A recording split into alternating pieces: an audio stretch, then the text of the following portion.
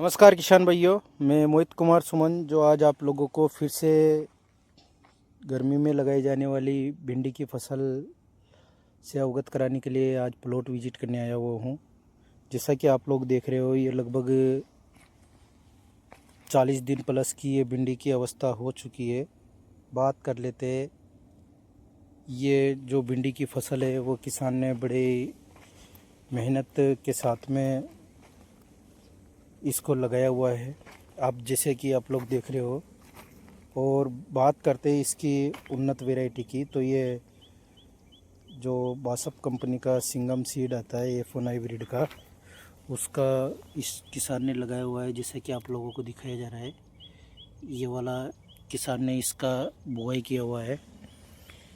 तो किसान भाइयों, मैं आप लोगों को बताना चाहूँगा, भिंडी की फसल के अंदर अभी इस जो भिंडी की प्लॉट आप देख रहे हो, इसके अंदर अभी किसान ने एक ही सिंचाई की है, क्योंकि गत वर्ष इन्होंने बार बार सिंचाई करने की वजह से इनकी भिंडी की फसल का काफ़ी नुकसान इनको देखने को मिला था। फिर उसके बाद में फिर वापस दोबारा बुआई की, उसमें इनको काफ़ी समय का पीछा हो गया। भिंडी की फसल का जो मार्केट बाज़ार भाव का हिसाब था वो काफ़ी कम इनको मिला, क्योंकि ये प्रतिवर्ष अगेती भिंडी की बुआई करते हैं जो दिसंबर जनवरी के मध्य में कर लेते हैं। तो इस चक्कर में इस बार इन्होंने इसकी अभी तक एक ही बार सिंचाई की है। आइए किसान भाइयों, हम चर्चा करेंगे कि जो गर्मी में लगाई जाने वाली भिंडी की फसल होती है उसमें मुख्यतः हमें कुछ बातों का ध्यान रखना पड़ता है। इसमें जगह का सही चयन करना अति आवश्यक है। अगर आप जल भराव क्षमता वाली जगह का चयन कर लोगे तो उसमें आपको नुकसान देखने को मिल सकता है, क्योंकि दिसंबर जनवरी के महीने के अंदर मौसम में काफ़ी बदलाव आते हैं। जैसे ज़्यादा कोहरे का पड़ना या मोट का गिर जाना, बारिश हो जाना, कई प्रकार की समस्याएं किसान के सामने आती है। तो इन समस्याओं से निजात पाने के लिए, इनसे अपनी फसल को बचाए रखने के लिए इसमें जगह का चयन करना बेहद ज़रूरी है। अगर आप जैसे मान लो सिंचाई करके कंप्लीट हुए और बाद में बारिश का अगर दौर आ जाता है तो आपकी फसल के ऊपर काफ़ी प्रभाव देखने को मिलता है। तो किसान भाइयों, इसी प्रकार ये किसान ने जो भिंडी लगाई हुई है काफ़ी अच्छे प्रोसेस से लगाई हुई है।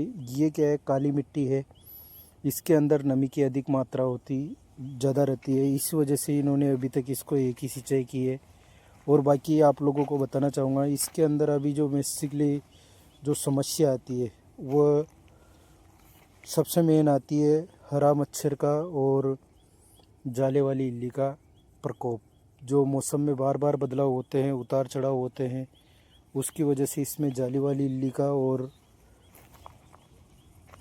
मच्छर का प्रभाव देखने को मिलता है। और एक इस प्रकार की समस्या भी इसमें ज़्यादा देखने को मिलती है, जैसे ये ऊपर से गोड़ बनते समय सूखने की भी समस्या इसमें अधिकतर देखने को मिलती है। तो किसान भाइयों, अगर आप लोगों ने भी भिंडी की खेती लगा रखी है, फसल लगा रखी है, तो आप अपनी फसल का पूरा ध्यान रखें।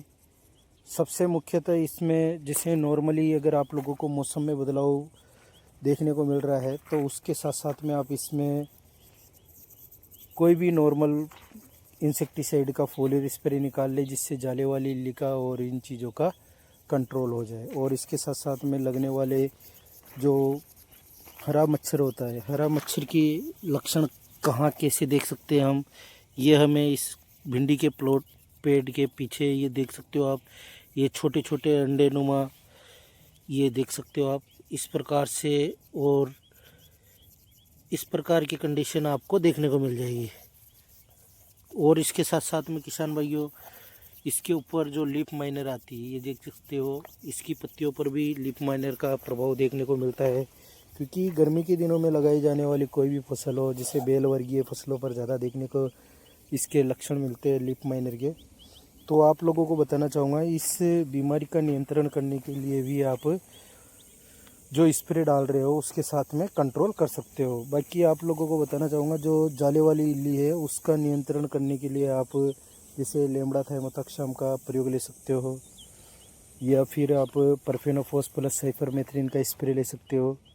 इसके साथ में आप थाइमोथाक्साम मिला सकते हो, या फिर आप इमिडाक्लोप्रिड इसके साथ में कॉम्बिनेशन कर सकते हो, या फिर एसिटामिप्रिड का भी प्रयोग आप इसके साथ में ले सकते हो। बाकी एक चीज़ ध्यान रहे किसान भाइयों, गर्मी में लगाई जाने वाली कोई भी फसल हो, उसकी अच्छी गुणवत्ता, अच्छी प्रोसेज के लिए इसको जब आप सिंचाई कर रहे हो तो सिंचाई के समय पे इसके साथ में जैसे रूट में समस्या आती है इसकी, तो उसका नियंत्रण करना बेहद ज़रूरी होता है।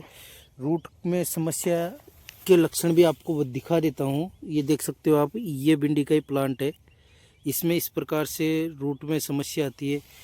ये जहाँ जल भराव क्षमता होती है वहाँ पे ज़्यादा देखने को मिलती है, तो इस चीज़ का नियंत्रण भी ज़रूरी है। तो इस चीज़ के नियंत्रण के लिए आप इसमें या तो थाइफिनाइट मिथाइल का प्रयोग ले सकते हो, या फिर कॉपर ऑक्सीक्लोराइड का प्रयोग इसके साथ में करना ना भूलें। और इसके साथ में अगर जैसे मान लो आपकी ज़मीन के अंदर, भूमि के अंदर अगर सल्फ़र की कमी है तो आपको सल्फ़र का भी प्रयोग इसमें रखना है, जिससे कई प्रकार की जो बीमारियां होती है, जैसे पाउडरी मिल्ड्यू है या छाछिया की बीमारी है, छाछिया पाउडरी मिल्ड्यू को ही लोकल भाषा में जाना जाता है, तो इन चीज़ों का नियंत्रण करना अति आवश्यक है। और बाकी बात करते हैं, इसमें अभी फ्लोरिंग और बोट की अवस्था आ चुकी है। ये देख सकते हो आप, ये लगभग 15 दिन के अंदर ये फसल किसान को उत्पादन देना चालू कर देगी। अभी फ़िलहाल में मार्केट में काफ़ी अच्छा इसका रेट भी है, 70-80 रुपये किलो के भाव से ये किसान का मार्केट में बिक रहा है। जिन लोगों के स्टार्टिंग हो चुकी है उनका, तो आशा करते हैं किसान को भी अच्छा मार्केट मिलेगा।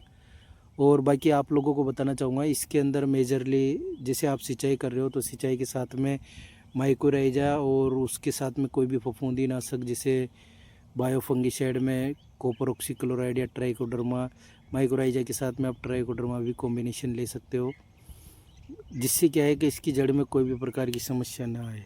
या फिर आप माइकोराइजा का पहले प्रयोग कर लो, देन उसके बाद में उसका प्रयोग कर सकते हो। एक सिंचाई में माइकोराइजा का पहले सिंचाई में, और दूसरी सिंचाई में आप फफूंदीनाशक दवा का भी प्रयोग इसके साथ में कर सकते हो। अगर किसी भी प्रकार का नीचे इंसेक्ट भी लगता है तो उसके लिए भी आप उसका बेहद नियंत्रण कर सकते हो। बाकी आप लोगों को बताना चाहूँगा, अच्छे प्रोडक्शन, अच्छे मैनेजमेंट के लिए इसके लिए आप इसके फोलियर स्प्रे में जैसे चिलेटेड जिंक का 12% आता है उसका प्रयोग भी ले सकते हो, और उसके साथ में या फिर आप NPK 19-19 जो आता है उसका भी प्रयोग करना ना भूलें, जिससे आपकी भिंडी की ग्रोथ भी अच्छी होगी और फुटान भी अच्छी होगी, और साथ में फल भी अच्छा लगने का ज़्यादा चांसेज होते हैं। तो इस प्रकार से आप अपनी भिंडी की फसल में काफ़ी अच्छा उत्पादन ले सकते हो। तो धन्यवाद किसान भाइयों, मैं मोहित कुमार सुमन आप लोगों को हर समय अलग अलग फसल के संबंधित अपडेट मैं अपने चैनल पर पहुंचाता रहूँगा। अगर आप चैनल पर नए हो तो चैनल को सब्सक्राइब करना ना भूलें। धन्यवाद साहब। जय जवान जय किसान।